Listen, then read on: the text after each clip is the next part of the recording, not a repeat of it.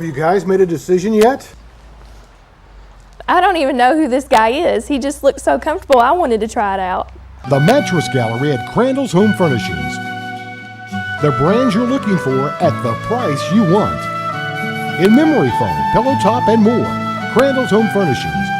Always home to the ultimate value. Welcome back, Jim. We got number 3, Christian County in 5A coming into Rash Stadium. Play number 6, Owensboro in 5A. Critical matchup. I know we both believe it's probably a district championship game probably. We're going to talk about it in just a second, but first we want to hear an interview Mark Mathis did with Owensboro quarterback Cal Prince on Wednesday. Hey, I'm Mark Mathis with the Messenger-Inquirer, and we're sitting here today in the Owensboro locker room talking with Cal Prince, quarterback for the Red Devils for the last 3 years, I believe, correct? Yes, sir. Okay. We're just want to talk to you a little bit about how this season's gone and that kind of thing. How do you think you've played, and how do you think the team's played kind of overall? I think we came out pretty good. I mean, we have 2 losses, but very good teams. I've played pretty good. I know that I need to really be on top of my game when it comes to playoff time, so that's when it really matters. Right. Y'all have a huge game with Christian County this week. It's going to go a long way in determining playoff position and that kind of thing. What do you think the biggest challenges are that you all will get from Christian County, and maybe what do you all have to do in particular to step it up a little bit? Their speed. I mean, it's always been their speed. So I think the thing we have to do is just play against the blitz like we usually do. I mean, just block the blitz and just try to get the ball out quick to our speedy guys on the outside. So if we can do that, I think we have a real shot. Right. Y'all have had some injuries in the backfield, but it seems like people are getting a little bit healthy now and that kind of thing. Do you think that'll help your game a little bit as you're going along? Of course. Ryan Bowling just now got his cast off. Right. So, and he's a big playmaker. So I think having those guys back, I think we're really ready. I mean, everybody's healthy now, so we're really ready to open up the offense. Right. What do you feel like you've improved on the most over the last couple of years as a quarterback? I guess decision making. I've always been able to scramble out of the pocket, so I've been trying to stay in the pocket more this year, and it's just really something I still need to work on that too. So. Right. Do you feel like sometimes you can make a play with your feet rather than trying to go downfield maybe or something like that, or if there's nothing there? Right. If I see something covered up, I mean, I know that I can scramble to make some yards. So if I see the area to make a couple yards with my feet, I take full advantage. Right. You played for your dad and that kind of thing, and that's always a unique situation for a player and for a coach. Has it gotten, I don't know if easier is the right word, but have you all gotten more comfortable as time has gone on, during your career? Of course. I mean, sophomore year we used to come home and be arguing all the time after practice. So now it's more relaxed. We might watch some film together, just talk it over. Right. I mean, so yeah. I mean, is it the kind of thing to where you know how he is because he's your dad and that kind of deal, and if he's criticizing you or whatever like that, you know what to listen to and what kind of to filter and that kind of thing? Yeah, I've learned over the years, and I think we realized this is our last year together. So I mean, we try to keep it cool-headed. So there you go. Okay. What?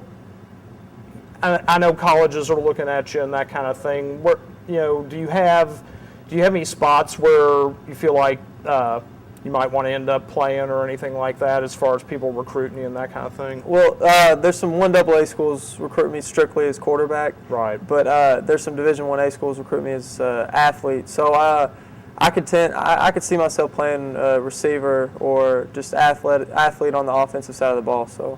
Right. What do you think it would take, if you were a tight end or something like that, or if you were a defensive back or whatever, what do you think it would take as far as having to shift your mindset, from being a quarterback to, being a pass catcher or whatever like that? I mean, I guess you'd have to get bigger and stuff like that, or what do you think? Of course, I got to hit the weight room real hard my first year, but mentally, it's actually a lot easier than quarterback. There's so much less pressure on you, but I guess just getting in the flow, catching the ball instead of throwing it. So right. Yeah.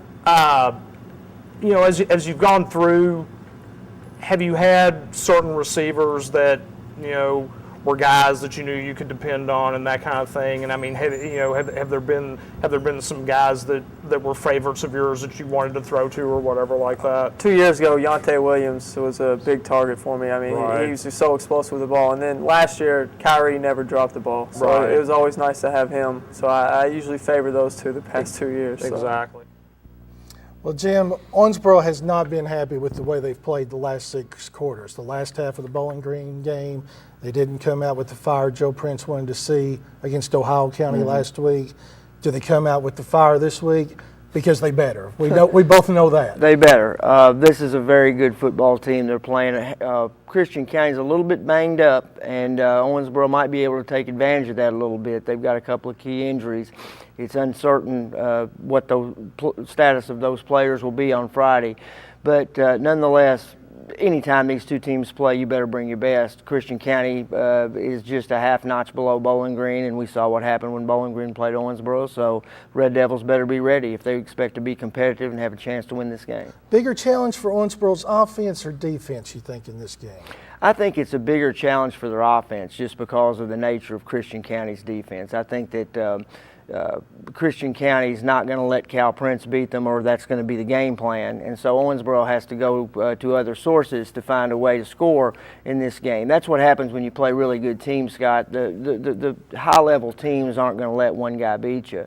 And I think that's the challenge for Owensboro this week is to find 2 or 3 other guys who will step up and make big plays if Cal is contained. I think it's so critical this week just from a mental standpoint from Owensboro, because there's a real good chance you see Christian in the playoffs at some point and Bowling Green in the playoffs at some point if you're going to make a long run in the postseason. Yeah. And I don't think you can legitimately go into the postseason having already lost to both of them, Yeah. feeling real good about your chances to make a run.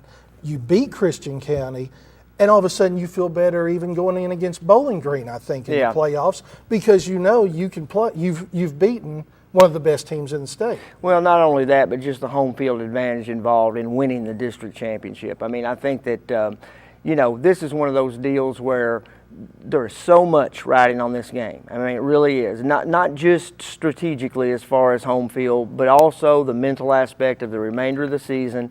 There are a couple other good teams in this 5A district that can sneak up and bite you if you're not careful, and that's Hopkinsville and Madisonville North Hopkins. We should mention the Maroons because they only lost by 3 points to Christian County last week. And I mean, it's worth mentioning them because Owensboro has to deal with them down the line as well.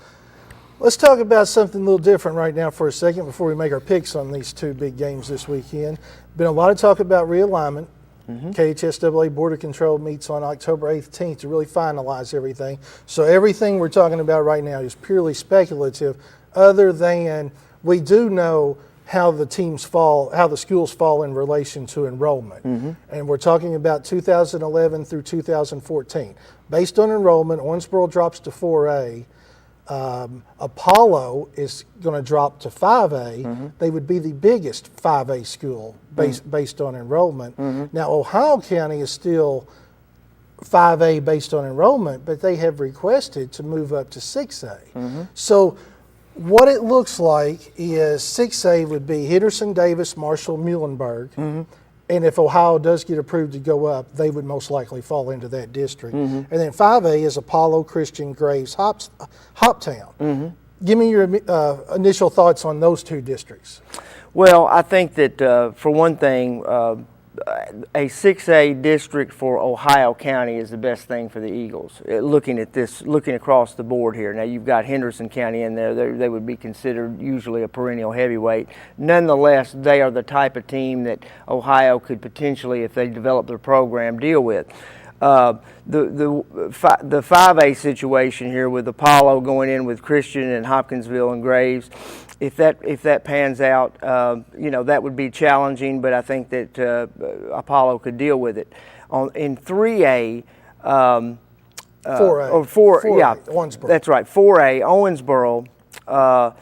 That's certainly would be a district that Owensboro could deal with, although there's some potentially very good teams in there. Let me say, that would be Madisonville, North Hopkins, Lone Oak, Hopkins County Central, and Callaway County. That's right. Is who shapes up there. And then in 2A, Hancock and Catholic and Todd stay together, Yep. and you bring in McLean and Butler. And I love having McLean back in there with those teams. Yeah, I think it's a good fit. And even Butler, I like the way Yeah. that 2A feels there. I think that there can be some competitive games, not only at the top of that division, but at the bottom. You know, Butler, Todd, McLean right now. I mean, so that would be, that would be good. It is interesting when you really look at it on paper how this could turn out. I think that,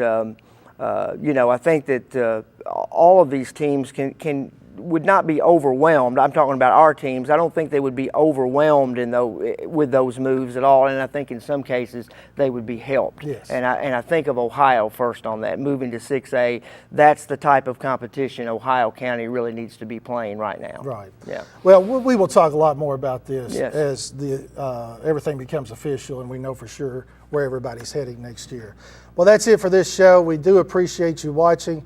Check out tomorrow's Messenger-Inquirer paper. We'll have a full preview of the big Apollo Daviess County Showdown. And we also have a feature on Owensboro's Zach Brown. And then, of course, we'll have capsule looks at all of the games coming up Friday night. So until 2 o'clock Monday, we do appreciate you watching.